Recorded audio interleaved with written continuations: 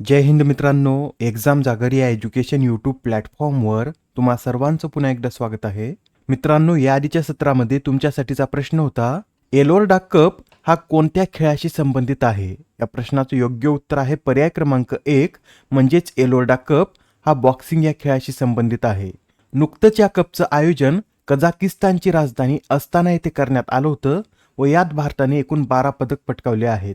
या 12 पदकांमध्ये 2 सुवर्ण, 2 रौप्य व 8 कांस्य पदकांचा समावेश आहे. या स्पर्धेतील सुवर्ण पदक विजेत्यांची नावे लक्षात ठेवा. यात मीनाक्षी यांनी 48 किलो वजनी गटामध्ये तर निखत झरीन यांनी 52 किलो वजनी गटामध्ये सुवर्ण पदक पटकावलेलं आहे. आजच्या सत्राचा पहिला प्रश्न पहा. जागतिक प्रवास आणि पर्यटन विकास निर्देशांक 2024 मध्ये भारताने कितवे स्थान पटकावले? मित्रांनो, वर्ल्ड इकॉनॉमिक फोरमद्वारे हा निर्देशांक प्रकाशित करण्यात आला असून यात भारताने 39वे स्थान पटकावलेलं आहे. याआधी 2021 मध्ये याच रँकिंगमध्ये भारत 54व्या स्थानी होता व आता 15 स्थानांची झेप घेत भारत हा 39व्या स्थानी आलेला आहे. बरं, या रँकिंगमध्ये प्रथम स्थान कोणी पटकावले? तर युएसने 5.24 गुणासह या रँकिंगमध्ये प्रथम स्थान पटकावलं आहे. दुसऱ्या क्रमांकावर स्पेन, तिसऱ्यावर जपान, चौथ्यावर फ्रान्स, पाचव्यावर ऑस्ट्रेलिया, 6व्या क्रमांकावर जर्मनी, 7व्यावर UK, 8व्यावर चायना, 9व्यावर इटली तर 10वा क्रमांक स्वित्झर्लंड या देशानं पटकावला आहे. मित्रांनो, हा जो अहवाल आहे हा वर्ल्ड इकॉनॉमिक फोरमने सरे युनिव्हर्सिटीच्या मदतीने तयार केला आहे.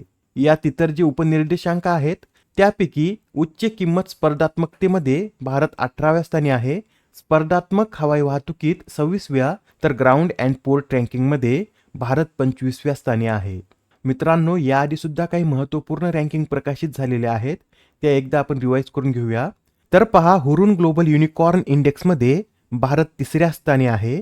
बिझनेस एन्व्हायरमेंटल रँकिंगमध्ये 51व्या, जागतिक प्रेस फ्रीडम इंडेक्समध्ये 159व्या, वर्ल्ड हॅपीनेस रिपोर्टमध्ये 126व्या, DHL ग्लोबल कनेक्टनेस रिपोर्ट 62व्या, जागतिक बौद्धिक संपदा निर्देशांक 2024 मध्ये 42व्या, सायबर क्राईम अहवालात 80व्या, जागतिक बँक लॉजिस्टिक परफॉर्मन्स इंडेक्समध्ये 38व्या तर भ्रष्टाचार धारणा निर्देशांक 2023 या रँकिंगमध्ये भारत 93व्या क्रमांकावर आहे.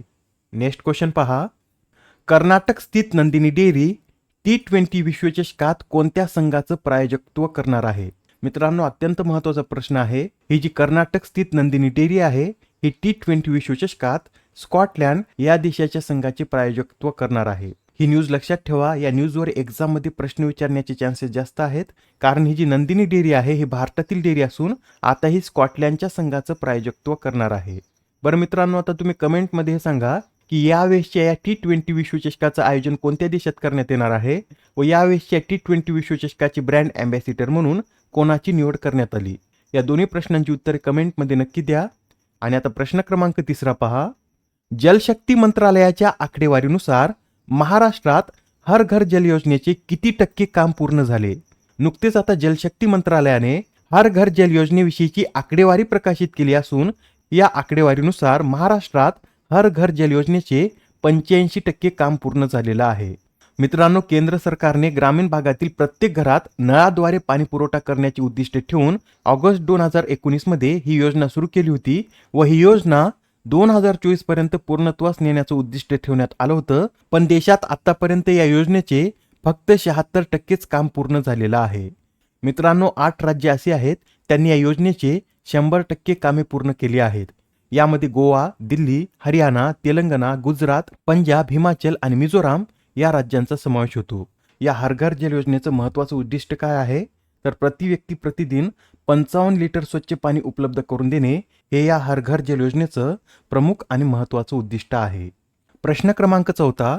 भारतातील पहिल्या पशु लस पुरवठा साखळी व्यवस्थापनासाठी भारत सरकारने कोणत्या संस्थेसोबत सामंजस्य करार केला आहे? तर आता भारतातील पहिल्या पशु लस पुरवठा साखळी व्यवस्थापनासाठी भारत सरकारने UNDP इंडिया सोबत सामंजस्य करार केलेला आहे. बरं, या UNDPचा फुल फॉर्म काय आहे?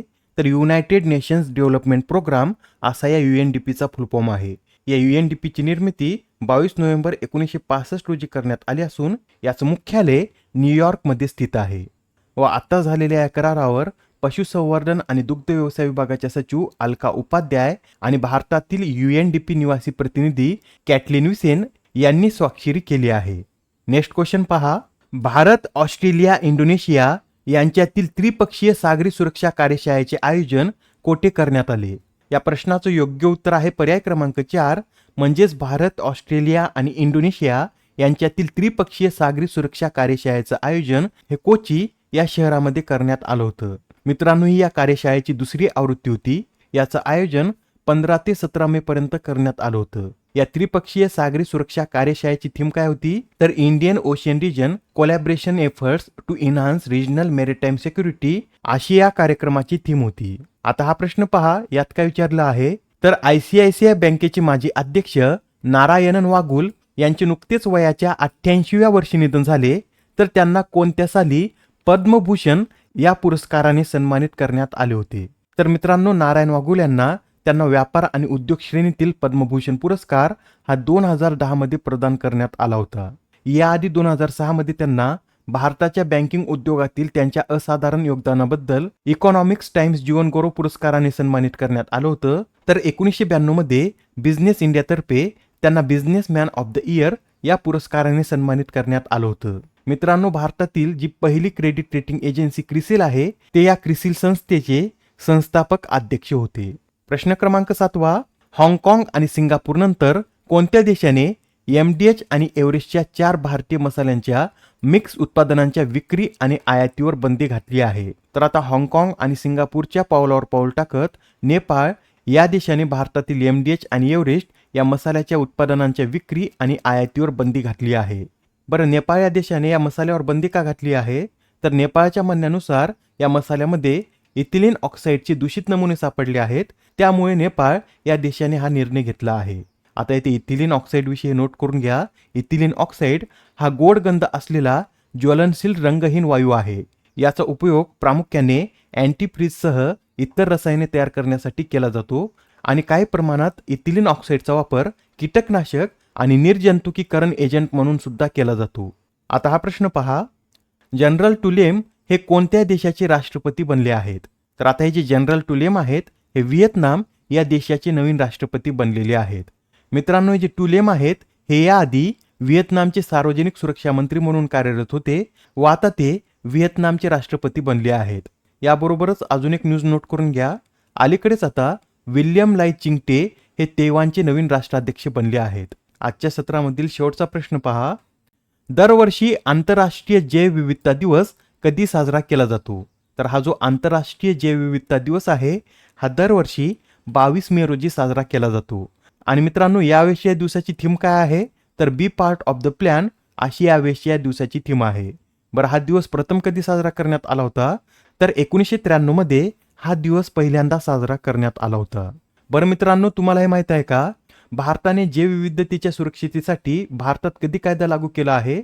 तर भारताने जैवविविधतेच्या सुरक्षिततेसाठी जैवविविधता कायदा हा 2002 मध्ये लागू केला होता. याबरोबरच तुमच्या माहितीसाठी हे सुद्धा नोट करून घ्या, कार्टाजेना प्रोटोकॉल आणि नागोया प्रोटोकॉल हे जैवविविधतेच्या सुरक्षिततेसंबंधित प्रोटोकॉल असून कार्टाजेना प्रोटोकॉल हा 29 जानेवारी 2000 मध्ये स्वीकारण्यात आला असून 11 सप्टेंबर 2003 पासून याची अंमलबजावणी करण्यात येत आहे. तर नागोया प्रोटोकॉल हा 29 ऑक्टोबर 2010 मध्ये स्वीकारण्यात आला होता व 12 ऑक्टोबर 2014 पासून हा लागू करण्यात आला आहे. आजच्या सत्रामधील तुमच्यासाठीचा प्रश्न पहा, माउंट एव्हरेस्ट सर करणारी सर्वात वयस्क भारतीय महिला कोण ठरली आहे? आता या प्रश्नाचं उत्तर कमेंटमध्ये देण्याचा प्रयत्न करा. उत्तर चुकलं तरी काय हरकत नाही, कारण ज्यावेळेस तुम्हाला या प्रश्नाचं योग्य उत्तर माहित होतं त्यावेळेस हा प्रश्न तुमच्या दीर्घकाळापर्यंत लक्षात राहतो. तर आता पुढच्या सत्रामध्ये पुन्हा भेटूया. धन्यवाद.